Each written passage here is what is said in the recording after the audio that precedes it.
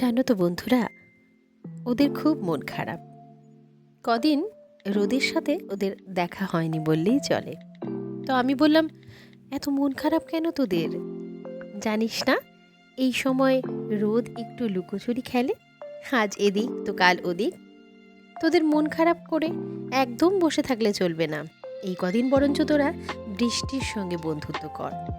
ওরা ভাবলো যে আমি হয়তো ঠিকই বলছি। আসলে 4-5 দিন টানা বৃষ্টির পর ওদের সত্যি খুব মন খারাপ। তারপরে ওরা আমার কথা শুনে হয়তো বৃষ্টির সাথেই বন্ধুত্ব করলো। অল্প একটু রোদ কিন্তু ওদের এসে দেখা দিয়ে আবার চলে গেছিলো। ওই ফাঁকে আমিও মেমোর টিফিনটা গুছিয়ে আবার দুপুরের রান্নায় লেগে পড়লাম। দুপুরের রান্নায় অনেক কিছু রান্না করলাম।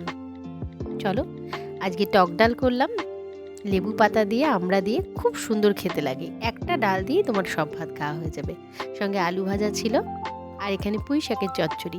এই পুঁই শাকগুলো জানো তো বন্ধুরা, আমার বাড়িতেই হয়েছে। কি সুন্দর, একদম তাজা, কোনো সার নেই। কি সুন্দর গন্ধ বেরোচ্ছিল যখন রান্না করছিলাম। তারপর করে নিলাম ফুলকপি, আর এখানে দেখো খুব বড় বড় সয়াবিন। এই সয়াবিনগুলো খেতে আমার ভীষণ ভাল লাগে। সয়াবিনের নিরামিষ ঝোল কষা কষা করে। তারপর হঠাৎ আমার বরমশাই মাছ নিয়ে চলে এলো। এরপর রাতে আমার মেমোর বায়না শোনো। কি খাবি?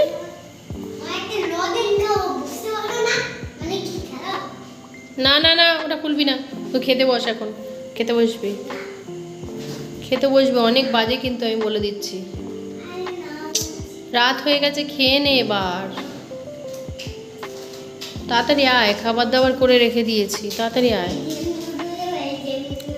আচ্ছা, বন্ধ করে দে এখন।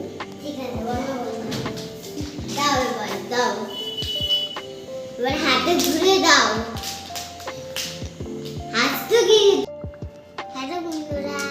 তোর এটা ভালো লেগেছে এখন খেতে?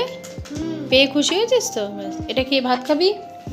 আচ্ছা, সবাইকে গুড নাইট বলে দাও। গুড নাইট সবাই। বলো সবাই খুব ভালো থেকো। সবাই খুব ভালো থেকো। আর আমাদের ভিডিওটা লাইক করো, লাইক করো আর কমেন্ট করো। কমেন্টও করবে? হ্যাঁ। ও বাবা, আর কিছু করবে? আর কি করতে হবে? শুধু লাইক আর কমেন্ট করবে। এবার আমি বলবো। আচ্ছা, সবাইকে গুড নাইট, সবাই ভালো থেকো।